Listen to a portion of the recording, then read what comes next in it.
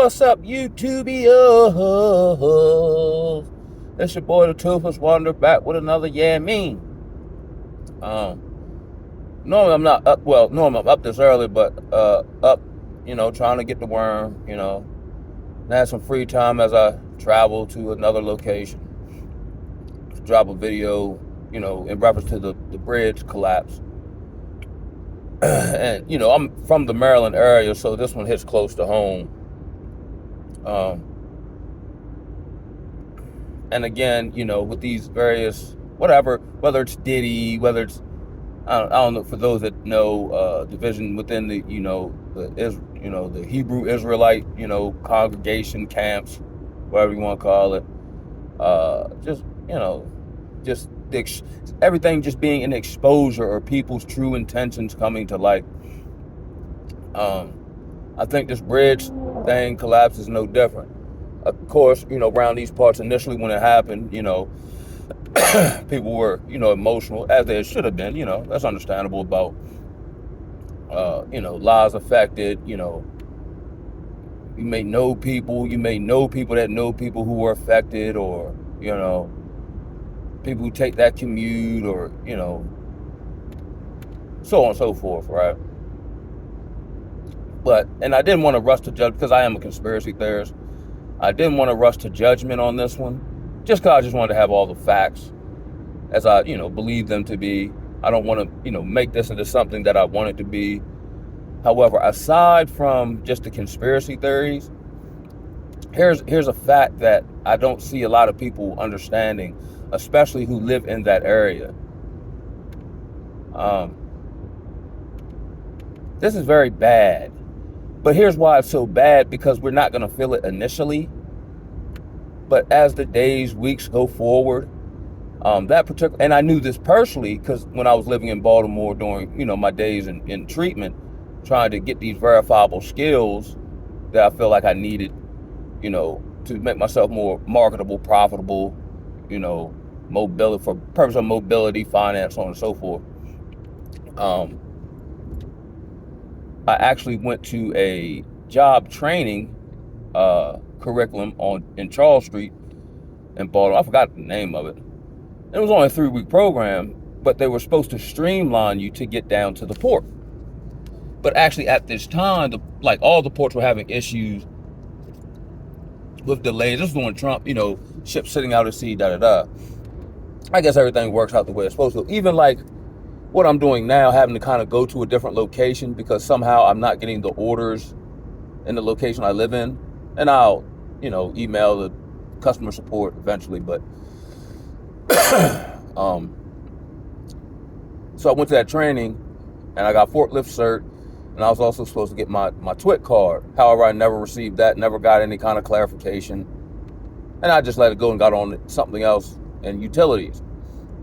But during the time I was there, they teach you about the port, the different ports that are there. And so I learned that Baltimore is actually the United States' biggest port for automobiles. The Baltimore port is different from other ports due to the fact that it's wide enough and deep enough to accept certain or ships that other places can't. I know this for a fact because I went to the training for it, where they taught us this stuff. We had to take tests on it so that we understand the history of the port as a prerequisite before you actually get into more trade related information.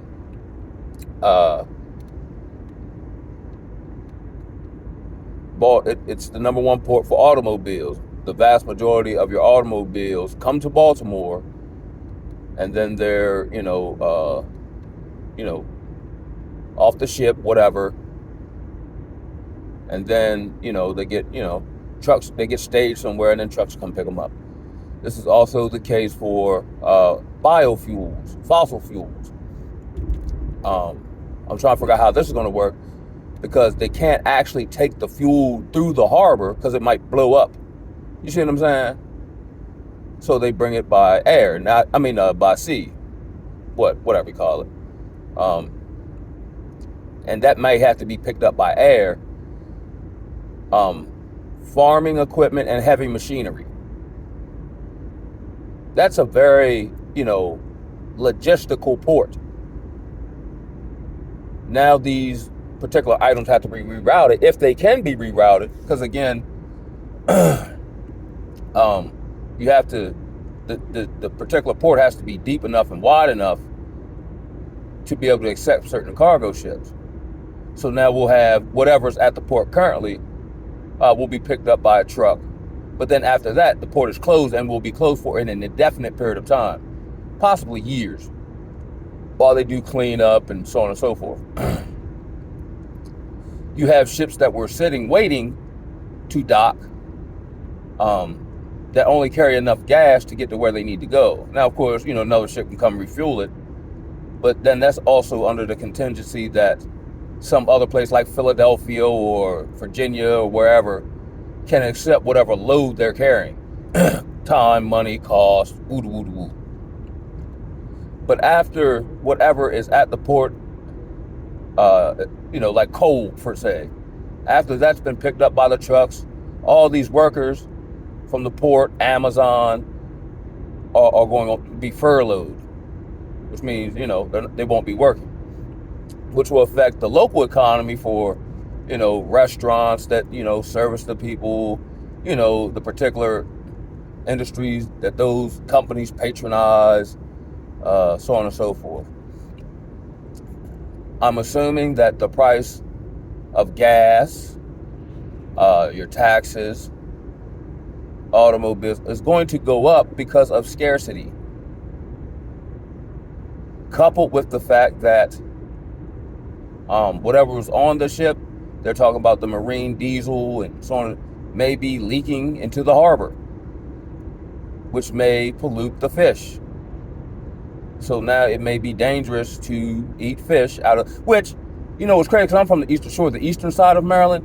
And when people from across the bridge, as we call them, would talk about going fishing and talk about going to the Patapsco River, I would actually get offended, right? Because the Patapsco River is essentially like fishing in Mr. Burns' pond from The Simpsons. Why would I want to fish? Now, granted, they fish and just for leisure. I'm fishing to eat it. So that never appealed to me. However, any fish caught in these estuaries or whatever you want to call it may now be compromised, contaminated.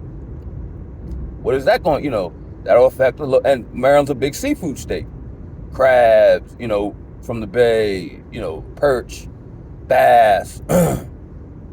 These are all part of the culture and the economy of Maryland.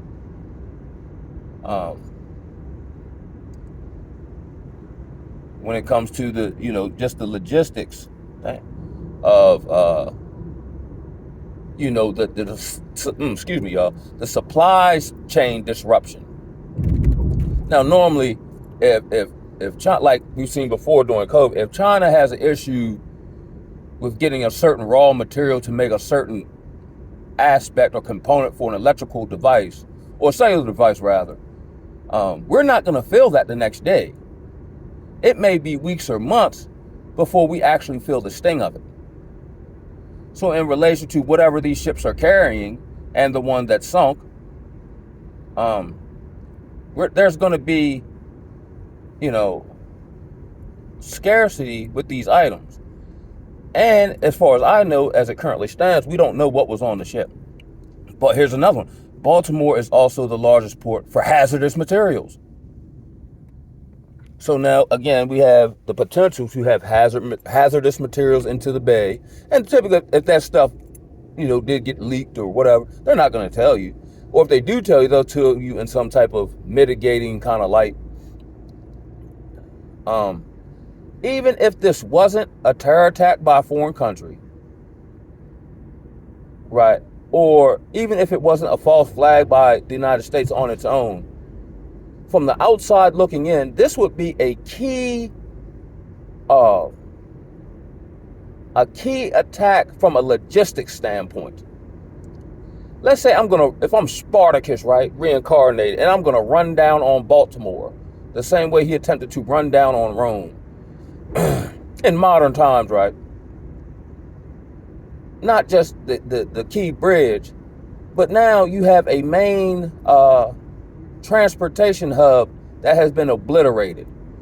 Now you're going to have to bottleneck traffic to the rest of, the various, I-95, I-95, 195, 295, 395. I think frankly it's 695, 895 are going to now receive more traffic because the Key Bridge connects, I believe, Dundalk to the east with the south section of southern Baltimore, South Baltimore rather. So now what took you 15 minutes may take you 45. And then during, peak traffic times, who knows what else?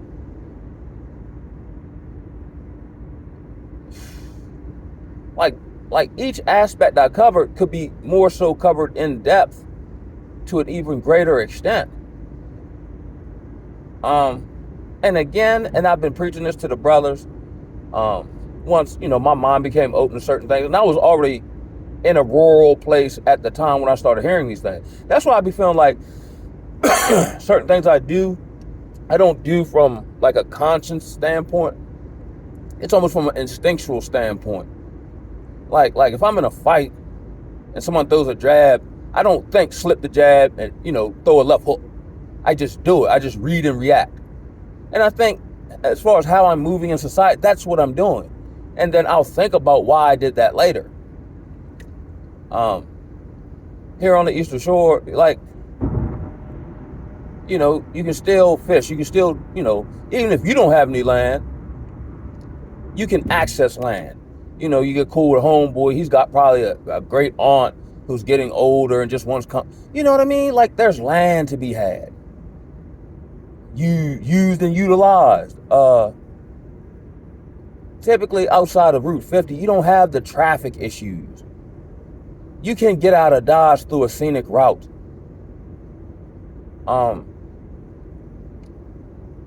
Like even with the Key Bridge situation, okay, I don't want you coming this way, so now I'm funneling people everywhere else. You see what I'm saying? It's just a lot, man. It's just a lot going on with a lot, and it's unfortunate. It's definitely unfortunate. And this is not going to be the cleanup won't be quick, let alone the restructuring of the bridge. And then I have no clue as to how long it's going to take for them to reopen the port. And then if the bridge is down, like traffic coming to from I'm assuming that'll be, greatly affected, to say the least. You know what I'm saying? Oh, and then here, if the port's down, then it's going to trickle down to the truckers. You see what I'm saying? As supplies diminish, it'll be less trucks on the road going to the port, delivering various items wherever they're going at to a distribution center for you, the consumer, to pick it up or to obtain it. That's all. I just wanted to drop a quick one on that. Well, and I do believe it's a conspiracy. And here's what's happening. And even in my personal life, as I had this personal vendetta against my former employer, an attempt to expose and so on and so forth. Everybody knows with evidence of what I'm saying is true. But yet and still, no one will seem to come forward, or no one will publicly voice their opinion. And that's what I'm saying. And then, I'm looking at Ringo TV, Raw's, video about, Pastor Down Straightway Ministries. And it seems to be the same thing. And when I listened to another brother, he had made the same articulation that I had made just from the outside looking in with limited information and not really being as knowledgeable as maybe say those brothers I mentioned, that Pastor Dow came off very arrogant. It seemed like he had a bunch of yes men around him. You know what I mean?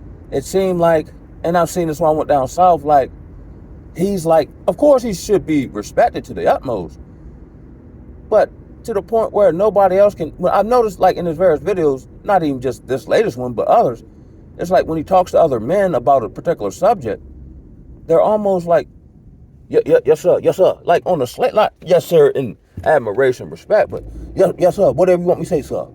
Yeah, yeah. Whatever you think, I think that too, sir. Yes, sir. You know what I mean? And then when he was describing, his issue with Ringo, and he was name calling the man, and he didn't, hey brother, let's talk on the phone or whoop whoop. You know what I'm saying? It was just straight dismissive, and that's what I'm getting met with in this personal battle. Everybody know what I'm saying valid. I've been somewhat excommunicated, but I left the job. But people have blocked me and da out of fear, because it's a Jewish ran organization. Not saying they pressing up on people or nothing, but I'm just looking at it like, and I kind of like make me think like, y'all, granted. And then when people, like, I'm a little different guy, but we're willing to look over gross sexual misconduct and damn near criminal negligence to keep a job and a title. Because if I lose this job and a title, I lose part of my identity. That's not my issue. Mine doesn't come from what somebody can give me. Mine is all internal, based on all the stuff I've overcome and endured. But these people will not say, they won't come forward. They won't speak up and speak out. And when one person do, behind the scenes, they're like, yeah. Or maybe in confidence will come to you like, yeah, you okay, I appreciate that. Or, yeah, and I'm like, yeah. But when it comes to going public or coming together, they won't do it, because they don't want to ruffle the feather. See, this is what the crazy part about that situation. Now I'm getting up off here. You're afraid of speaking. You're afraid of getting fired for speaking out on other co-workers who've done and committed actions that should get them fired, but they won't be fired. So the people who are doing wrong are afraid, or the people who are doing wrong are unafraid of getting fired, because the level of scrutiny, or the level of just the benefit of the doubt is so astronomical, they can continue on committing these repeated behaviors. But the people who are saying something about, are afraid of getting fired for saying something about it. That's darn near demonic, man. You know what I'm saying? And it's in relation to client safety. So, okay, you keep making these excuses of we don't have proof, or it's rumors, or whatever. But wouldn't the desire or the component of client safety trump all of that, since that's why we're all here? It's no different than the Diddy situation. Because of finance, I'll turn a blind eye, or I'll actually I won't actually be an active participant, but I won't say nothing either, which does make you complicit. You know what I mean? And I kind of like lost all respect. I know I'm going off topic here. But we're at this point where people have to say shit, at the very least. I don't know if you're getting anywhere, but I guess I think this is part of just the weeds and the tares being separated. Because I knew one of the problems, like, I didn't want to say nothing, but it was like something shut up in my bones. Like, I got to say something. And whatever come with it. Because then what'll happen is everybody will turn on you and act like you're the evil person. Then they'll spread these various rumors on you in a way to discredit you, even though y'all know everything I'm saying is true. It's unfortunate. And I get tired. Man, maybe I'm fighting wrong. And then I wake up in the morning like, man, I'm back on their ass. No, they gonna fit, and everybody know I'm standing on business, and I'm gonna keep getting it to them, cause they wrong. And I'm not doing it for me and my own. I'm doing it for the greater good. Man, you got this is a substance abuse treatment center where, when we receive these various men, they have issues with substance abuse. The crux of the matter is this, and then these Jezebel harlot staff member women. Not only are they sleeping with the men, but they're actually getting them drunk. That's what got me back on their ass.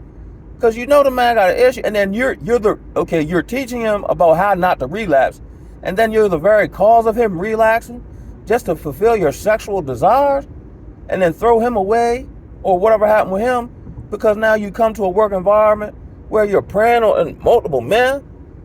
That may be potentially the same spirit that's operating with power, like the spirit of power and can't nobody check me and da-da-da.